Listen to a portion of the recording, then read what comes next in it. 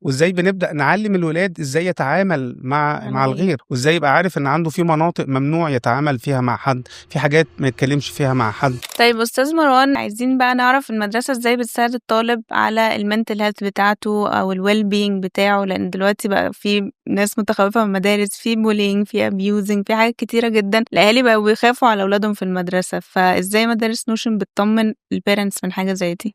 هو لازم نعترف إن المدرسة زي النادي، زي الشارع، زي أي مكان بنروحه هو تجمُّع، وطبيعي إن يحصل مواقف مختلفة مع الولاد. إحنا بنحاول أولًا عاملين وثيقة لحماية الطفل، بندرّب عليها مدرسينا وفريق إزاي يتعاملوا أصلًا مع الولد، المسافة الآمنة للولاد في التعامل، إزاي يبقى في حماية، في space على مدار إيده 360 درجة إن ما يبقاش حد فعلًا؟ قريب منه. طبعًا، أوكي. يعني في مراحل في التعامل بين الزملا وهُم بيتعاملوا مع الولاد، وإزاي بنبدأ نعلّم الولاد إزاي يتعامل مع الغير. الغير، وإزاي يبقى عارف إن عنده في مناطق ممنوع يتعامل فيها مع حد، في حاجات ما يتكلمش فيها مع حد، ولمّا يحصل حاجة زي كده إزاي يتصرّف بيها. دي لازم دي حاجة أساسية نبقى طبعًا. طبعًا، وعندنا وحدة دعم كاملة، وعندنا أخصائيين اجتماعيين للحاجات دي، ومش إن إحنا بنسكّن المشكلة، لأ إحنا طبعًا عندنا جنسيات مختلفة في المدرسة، كان أوكي. عندنا من الصين، من أمريكا، عندنا طبعًا لمّا الإخوة السودانيين حصل المشاكل عندهم، بعض الأعداد دخلت عندنا في المدرسة،